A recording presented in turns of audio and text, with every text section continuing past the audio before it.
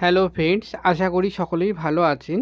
তো আজকে আর কোনো কন্টেন্ট ভিডিও নয়, আজকে গাছে জল দেবো আর আপনাদের সঙ্গে গল্প করব।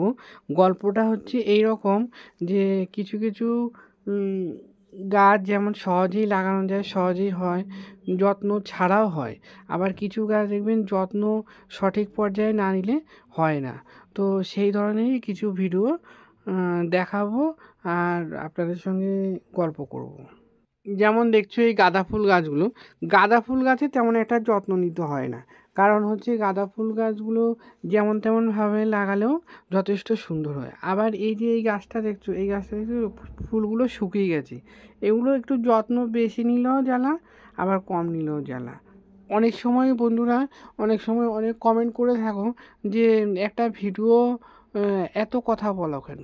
কারণ কিছু কিছু কথা বলতে হয় যেগুলো অনেকেই যে গাছে লাগানোর ব্যাপারে যেগুলো জানে না, সেগুলো ডিটেলস না বললে তার কিন্তু ভুল ভ্রান্তি হবে।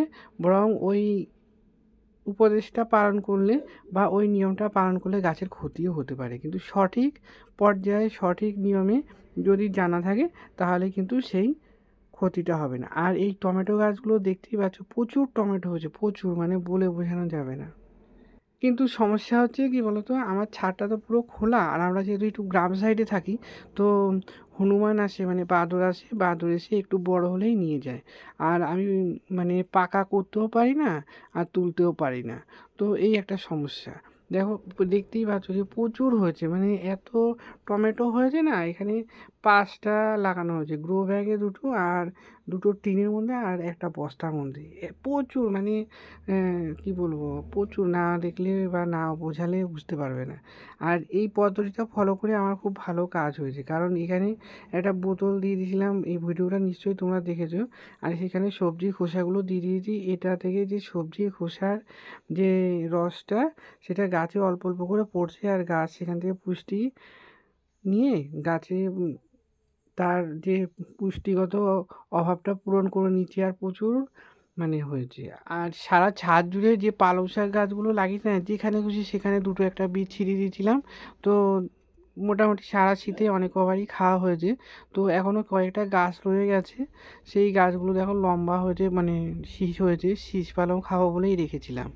তো এখানে দেখো এই বেগুন গাছগুলো গ্রো ব্যাগের মধ্যে লাগিয়েছি, এই বেগুন গাছের ভিডিওটা এর মধ্যেই আসছে। এইবার বলি লঙ্কা গাছের কথা। লঙ্কা গাছগুলো না কখনো লাগালে মানে প্রথমেই কিন্তু ফুল আসে না।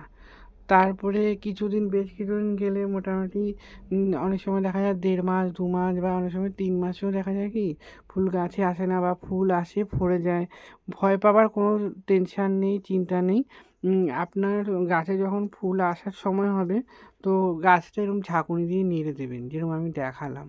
ওইভাবে নেড়ে দিলে তাহলে ওর ফুল সহজেই লঙ্কা হবে। আর এই লঙ্কা গাছগুলো দেখো এত হনুমানে খেয়েছে, এত খেয়েছে, মানে পুরো গাছটাই পুরো খেয়ে নিয়েছে। তবুও যেখান দিয়ে একটু ডালপালা আছে সেখান দিয়েই ফুল বেরোচ্ছে, আর লঙ্কা হচ্ছে, প্রচুর লঙ্কা হচ্ছে। তবে যা দেখলাম, মানে ছাদ গাছে লঙ্কা লাগালে যে কোনো বীজ থেকেই হোক লঙ্কা হবেই, কিন্তু সময়ের অপেক্ষা করতে হবে।